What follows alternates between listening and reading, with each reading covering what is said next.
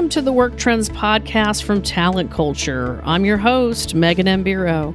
Every week, I interview interesting people who are reimagining work. And be sure to check out our Work Trends Twitter chat events calendar located at talentculture.com on the podcast page. Welcome, everyone, to the Talent Culture Work Trends podcast, sponsored today by Ivanti. I'm your host, Megan Mbiro, and today we are looking at employee experience from a digital perspective. We're getting on our big girl pants over here, and, today, literally, we are talking about the customer experience. But what about the employee experience? How can we make sure that our employees are just as engaged and satisfied as our customers are? The workplace of the future is more digital, it's more connected and more flexible. And the employees of the future will need to be just as adaptable. In order to attract and retain the best talent, we need to make sure that our employee experience is top notch. So today I have invited in Dennis Kozak, the Chief Operating Officer of Ivanti, a leading IT software company that aims to make the everywhere workplace possible.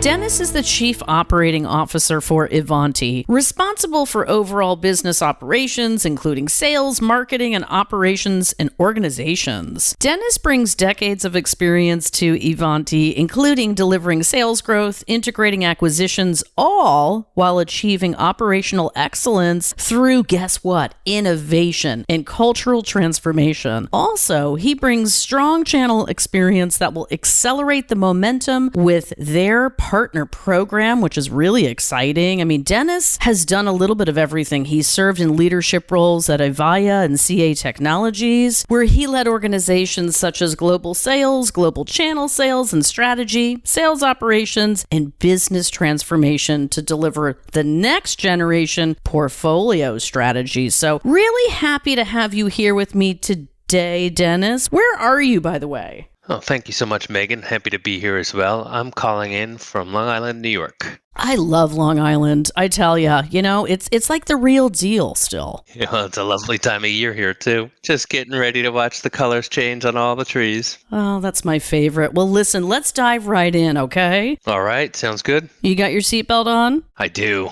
Excellent. All right. So tell us, what is the digital experience and why is it critical for ensuring employee satisfaction in the workplace? Megan, it's something that people don't think much about until they have a problem. And the first thing that happens when somebody wants to connect to their company's network or to their applications and they have a problem, then all of a sudden you realize, that wasn't a very good experience. What happened? Why did it happen? But it's important not just for the employee to know that, but the employer to know that, right? They have to know how well their employees can be productive, right, when they connect to an enterprise. Oh, totally. And not only that, do we really want to frustrate people? Not at all. Not when there's turnover and there's plenty of jobs out there, right? Companies that do it better. So, typically, HR is very focused on measuring employee engagement. IT is very focused on providing infrastructure, right, and security. But very few times do people actually marry those together to say, how does IT improve or hinder an employee's experience? Totally. I'm so with you. And that's why you're here today, because so few people out there in the real world are thinking in this way. And I think the more we talk about it, the more it might become a more reality in everyday lives. And that's why we're here today, is to make your life easier out there in the Work Trends community. You feeling this right now? So you bet. You're right. Yeah. It's always great, right, to tell the story. Well, totally. I mean, it's all about how we feel right now. And it's very important when we're talking about recruiting and retention, by the way, which, we'll touch on later. But tell us a little bit more about automated measuring of the digital experience for both employees, right, and everybody involved. And what does this show us? How does this inform us? Yeah, well, this is something that, again, unless you're in this space, you don't think about it very often. But as we all know, IT is continuously changing. right? There's new applications, new tools, new devices, new forms of data. And so what happens is you're never really doing anything in a static environment. Because it's always changing, that means you have to continually measure. You can have an environment that looks like it works well until an employee gets a new laptop or a new mobile device. And then they try to reconnect to their company and, it either is successful or not, right? And so the concept of measuring digital experience is an always-on capability. It's through automation where you're always checking all of the measurement points to ensure that you can provide a consistent level of service. Now, we all tend to think of SaaS and cloud as having 5 nines of service, right? But there are so many other variables between the employee and that end application, that we need to continually to measure. So educate us just a little bit. Why is measuring and then remeasuring the employee experience so important right now in the modern workplace? Well, if you start with a good experience and it degrades over time, that's going to build frustration in the employee satisfaction. We tend to think about things like culture. We tend to think of things like pay and benefits as the decision maker as to whether an employee stays with their employer. But the reality is if they don't feel productive and IT becomes the barrier, then clearly their job satisfaction is going to go down and they're more likely to leave and turn over, which, is not only difficult for the employee, it's difficult for the employer. It's a productivity drain on a company and being able to meet its customers' needs. So listen, Dennis, I'm going to put on my HR hat right now. Where does training come into play here if I'm a practitioner or if I'm on the side of IT? Talk to us about this component. Well, we've had this concept, and I tend to refer to it as like an Apple effect. Traditional enterprise IT has never been necessarily considered intuitive or easy. And yet, the consumerization of IT, putting a mobile device in every person's hand and allowing them to download an app from an app store changes the expectation of the employee. They want it to be, constantly innovative. They want it to be constantly refreshed, have the latest gadgets, the latest tech to do their jobs, right? So, now that really changes the dynamic because years old ERP systems or HR systems, really, again, affect employees' productivity and how they feel about a company. They want to work for a place that has a modern look and feel. They don't want to separate their work life from their personal life and feel like, they're very innovative in their personal life, but they're archaic in their work life, right? And they see that merge together, especially as we all work from the everywhere workplace. Well, let's talk about specifics. How can the IT department work with human resources to ensure everybody has the accessibility they need to do their jobs in this everywhere workplace? Sure. I think it's a little known thought to think about, start with including IT at the table when you're designing what your employee engagement survey looks like. What is it that you want to measure? It's not just pay and benefits. It's not just location or hours and flexibility, right? It is the ability to do the job. And so for the IT folks to have a seat at that table, typically they sit in a line of business table, maybe talk to the sales team about how to improve the applications they use. But the IT and HR rarely work together other than onboarding and deprovisioning. And so while training is important, if it's not intuitive, it changes the way you think about training. If it takes you 15 steps and 15 hours of certification to connect to a network or an enterprise, you're probably not doing it right? And so, IT being able to show the innovation that they bring and the intuitiveness they bring for an employee to do their job really becomes a deciding factor in many employees' jobs. In fact, 26% of employees consider quitting their jobs because they lack suitable technology. It came up in our digital experience survey. To me, that's a scary number. Well, and another fact that you'd add to that, 42% of employees have spent their own personal money to buy their own technology to work more effectively. And so, they don't want to wait for their company necessarily. Now, some might do it out of need. Others might do it out of spite. Certainly, if they're doing it out of spite, that's probably not going to bode well for their experience. Right? It just gives you the shivers. I'm a talent retention geek, so I'm like, oh my God. It's just making me shudder what I'm hearing, but it's so true.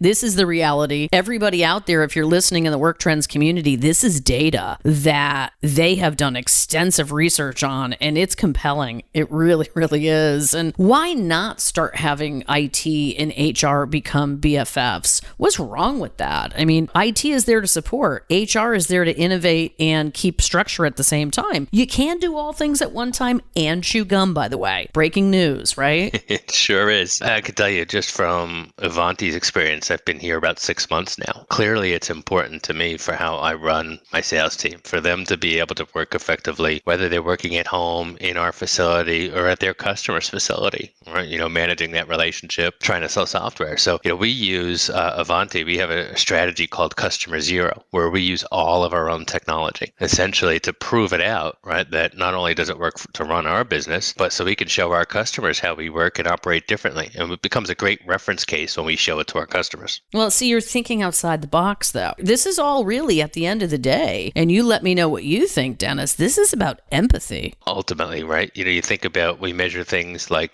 IQ, but EQ and empathy rate high on people's scales, for sure. I mean, if you don't care about how your people are experiencing their technology, I'm sorry. That is a retention issue, and it's going to become one even more and more as we get going. So let's talk about how can employers create a clearly defined DEX and DAM plan of action? Those are secret agent words, by the way, right?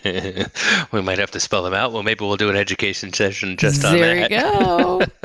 Well, listen, first of all, you think about the points of interaction, that you start. Digital experience, clearly Ivanti, have come out on our Neurons platform, with a product that does capabilities that do exactly that. They measure things around, the ability to manage the devices that connect to a network. So it starts with discovery and asset management. It starts with security, understanding how that endpoint and that user interact with your environment, right? As well as, the ability to patch that device, because as we know, these are complicated ecosystems, whether you have a Microsoft platform, a Google platform, regardless of the hardware operator, everybody's got a fix and a patch, and those things need to be prioritized. If you're constantly taking something down for maintenance windows, for patching, for example, that's going to lead to unavailability and again, frustrate your employees, right? So that the capabilities that we provide in both our digital experience and digital asset management, really help the IT department see what needs to be done, where, when, and how. Put some automation and intelligence, right, through AI and machine learning in order to enable that and make it completely invisible to the end user. Wow. And tell us, Dennis, does it matter the size of company, number of employees when we look at a lens like this? Not at all. That's the great thing about cloud-based services in our Neurons platform. It's super lightweight from an IT management perspective. It is a cloud service that you can consume as a customer and roll it out from, as little as a handful of employees to thousands of employees. It scales really well. Obviously, the larger you are, the more complexity you have, and the more you're going to need these automation tools. But even small and medium-sized shops, really can benefit from these capabilities.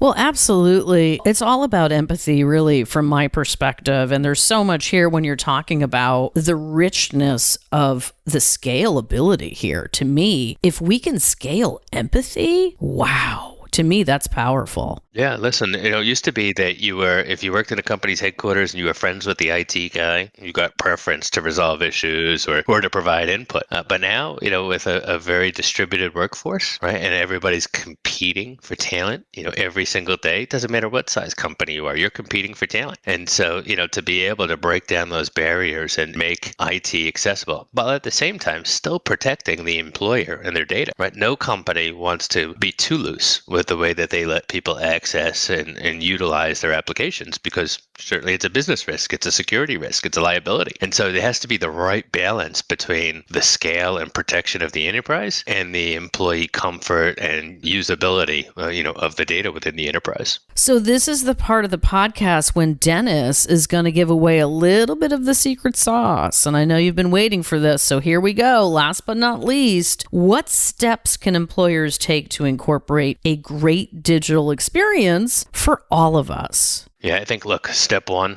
like we said earlier, bring your IT team to the table with your HR team. Think about it from a line of business perspective. Think about the goals. Think about the number one reasons why employees come and why they leave. It starts there. Then it goes into that, well, how can IT be an enabler, not a preventer? Because a lot of IT folks tend to think about IT as a defensive mechanism only, not really an enabler. And if it's a conversation about how do we enable employees to be more productive and what role can IT play, that really gets the IT folks energized. It's a new level of conversation they hadn't been exposed to. See, you bring up something about energizing, and that's what I think we all need right now. Everybody's really tired of feeling frustrated, tired of feeling sad in some ways by the craziness of the world that we live in. What about turning the playbook to say, this is something good for everybody? Everybody wins in this state, this kind of culture. So I gotta say, this has been a great conversation today, Dennis. I appreciate you stopping by. And any final words here for our audience? First, Megan, just thank you so much for having me on. It was a pleasure to get to meet you and spend some time with you and share some common bond here over, really around employee retention and productivity. So super excited about it. Look, I think, the key message here is that, IT really is coming out of the closet, so to speak, or out of the basement data center and into the forefront of how effective a business can be by providing capabilities to employees. I think it's a very exciting time for IT professionals everywhere. Totally. Thanks again. All right. Thank you, Megan.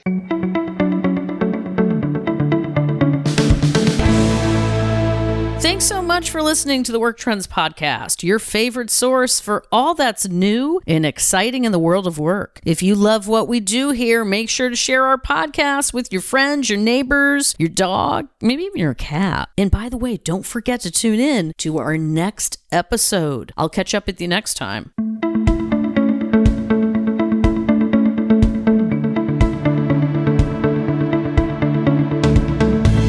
Thanks to listening to Work Trends from Talent Culture. Join us every Wednesday at 1:30 p.m. Eastern for a live Twitter chat with our podcast guest.